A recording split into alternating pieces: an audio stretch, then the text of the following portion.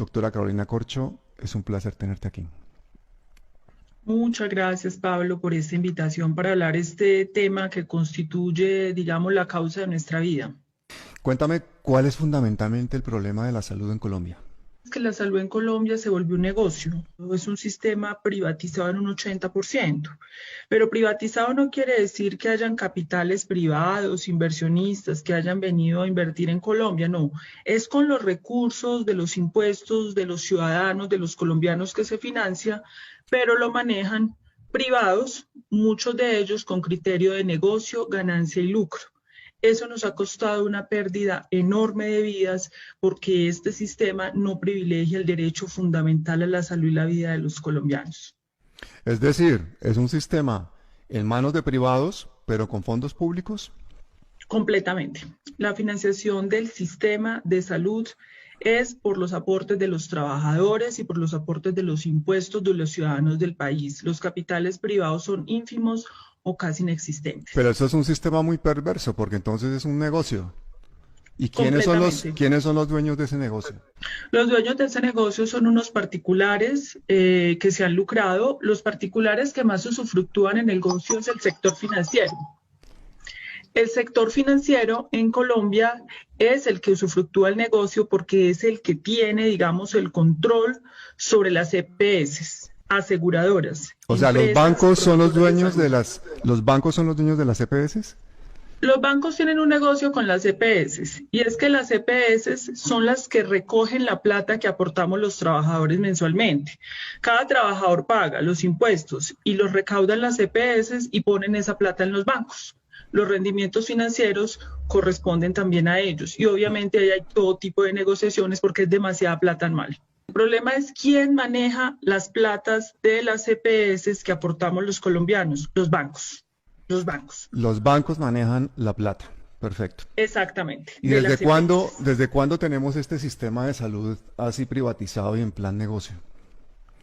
Ese sistema de salud empezó con la Ley 100 de 1993, cuyo ponente fue el entonces senador Álvaro Uribe Vélez, y a partir de ese momento empezó lo que nosotros llamamos una privatización a la fuerza, porque en ese momento el sector privado en Colombia, el sector empresarial no estaba interesado en asumir esto, entonces lo que dijo el gobierno en ese momento era que ellos ponían la plata, pero que los particulares mantuvieran el negocio y lo administraran. ¿Y por qué se tomó esa decisión? ¿Por qué aparece esa ley? ¿A qué se debe eso? Esta es una ley que está inspirada en ese momento, sobre todo por el interés de ciertos sectores que sí tenían intereses, pero en los fondos privados de pensiones. O sea, el interés de los sectores empresariales en Colombia no era sobre la salud, era sobre las pensiones, porque la ley 100 no es solamente es una ley de salud, es una ley de riesgos profesionales, pensiones y salud. El interés era los fondos privados de pensiones, como lo hizo Pinochet en Chile, pero finalmente terminaron forzando que se privatizara la salud, aún en contra del propio sector privado. Concretamente, ¿a qué intereses financieros representaba Álvaro Uribe cuando hizo esta ley 100 o presentó esta ley 100? En el momento en que él hizo la ley 100, los intereses, como te digo, eran de los fondos privados de pensiones, donde está el sector financiero, donde está el grupo Aval y donde está el grupo empresarial antioqueño. Efectivamente, pero en ese momento el sector financiero no veía interés en la salud. El interés en la salud la vieron después cuando se dieron cuenta que las CPS eran un vehículo para capturar los recursos y los aportes de los colombianos que son billonarios. O sea, Uribe, cabeza de lanza, presenta la ley 100 para que básicamente el grupo Aval y el grupo empresarial antioqueño se queden con las pensiones y ya de paso se quedaron con la sanidad de los colombianos. Inicialmente fue así y posterior, y en este momento el principal, digamos, que tiene el manejo de los recursos de los colombianos es el grupo empresarial antioqueño. La mayoría de las cuentas de los recursos que se manejaban en este país están en Bancolombia. Y en la parte de la prestación de servicios, quien está ingresando a manejar es el grupo Aval. son los bancos. ¿Cuáles han sido las consecuencias para la salud de los colombianos de esta privatización de la salud? Las consecuencias para la salud de los colombianos ha sido que entre 1998 y 2010, de acuerdo a cifras oficiales del Instituto Nacional de Salud, en Colombia han habido 1.400.000 muertes evitables. Esto es la mortandad más grande de la historia de este país. Es decir, muertes que se hubieran podido evitar con una gestión de determinantes de la salud y de la salud en el país. Perdona, Carolina, eso que estás contándome es gravísimo. 1,5 millones de muertes, o sea, 3 conflictos directamente, o sea, 3 veces más de lo que hemos tenido por el conflicto y por la violencia en Colombia.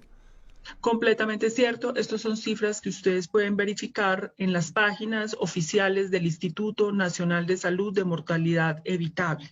Bueno, me estás dejando absolutamente de piedra. Cuéntame una cosa, porque también ha habido muchísimos casos de corrupción con el tema de las EPS y con el tema de la pérdida de dineros y con el tema de que posiblemente también se lava dinero del narcotráfico a través de las EPS. Cuéntame un poquito de eso.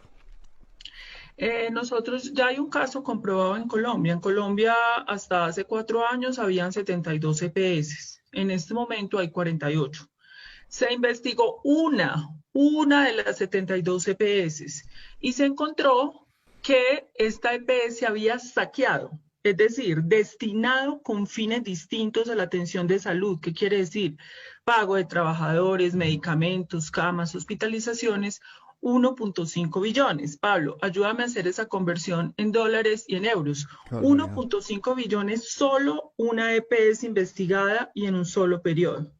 Eso es el tamaño de la corrupción y eso es lo que sabemos. Lo que no sabemos puede ser peor. Si estamos hablando que la mortalidad de 1,5 millones de personas se debe a un mal servicio de salud y segundo, de un robo multimillonario, no entiendo cómo no ha habido una revolución en Colombia solamente por el tema salud. ¿Qué está pasando? ¿Por qué la gente no sabe esta situación, no la entiende o cuál es el problema? Las EPS manejan recursos billonarios, aproximadamente los recursos son por el orden de 40 billones de pesos al año.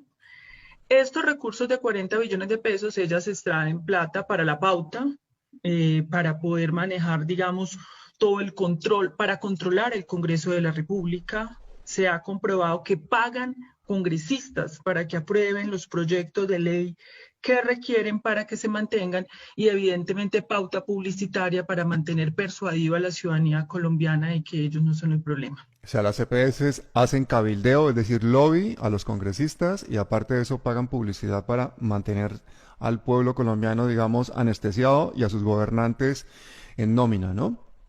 Completamente, está completamente demostrado, controlan a los ministros de salud, a los superintendentes de salud. La superintendencia es quien debe controlar las EPS, pero eso es una puerta giratoria. Entran en la superintendencia, salen a trabajar a las EPS y entran en la superintendencia. Así se la pasa.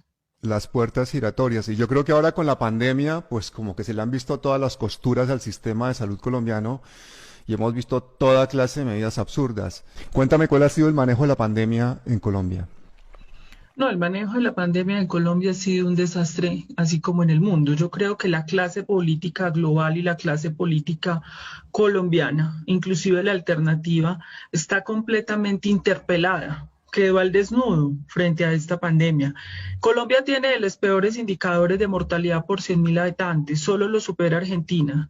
Es decir, desde el punto de vista de indicadores objetivos, aún con el subregistro en Colombia, Colombia está dentro de los 10 peores países del mundo. Vale. En mortalidad, en contagios, en nuevos contagios, aún cuando hay un subregistro. Objetivamente es indefendible.